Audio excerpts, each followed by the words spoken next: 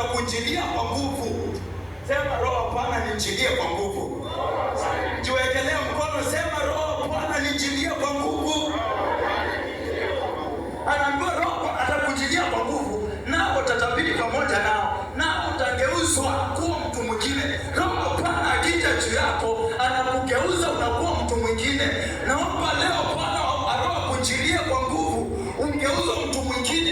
Wale ambao walikujua jana, wale ambao walikujua mwaka jana, wale ambao walikujua mwezi wa pili, wakakuona ukiwa tofauti mwezi huu wa tatu, ukafanya mambo kwa tofauti kwa Bwana, maana Roho Bwana atakuwezesha.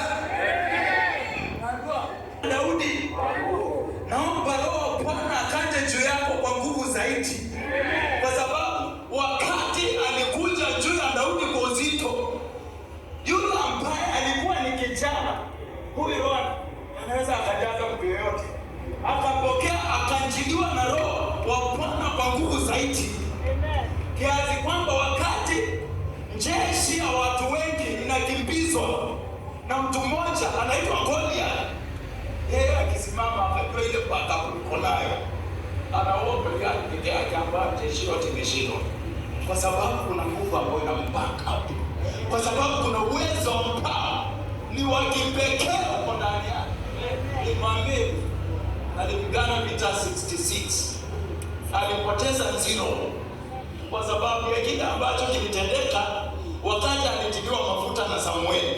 Kwa hivyo si jambo lilitendeka kwa kindini. Kile ambacho kilimaanisha ni kile ambacho kilimkalia. Mafuta inaweza ikawekwa na ikakauka, lakini hii Roho Mtakatifu inakaa milele. Come on, to the house of Israel, of King Saul and David, nyumba yote ya mfalme.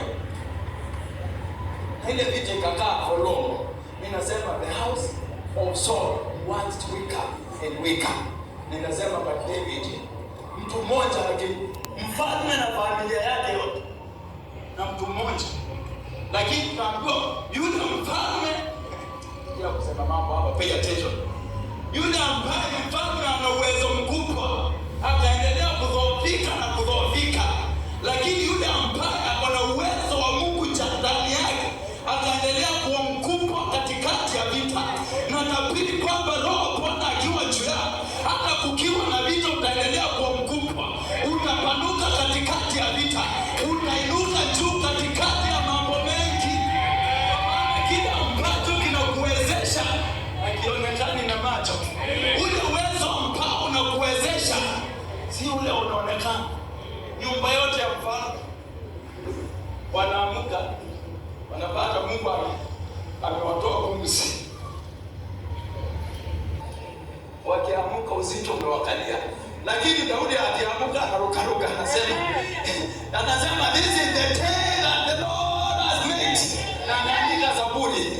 Wakati wanaamka wanaenda vitani, anafikiria vita, Daudi anachezea Bwana. Amen. Sababu kuna kitu ambacho kinamkalia, roho ya ushindi.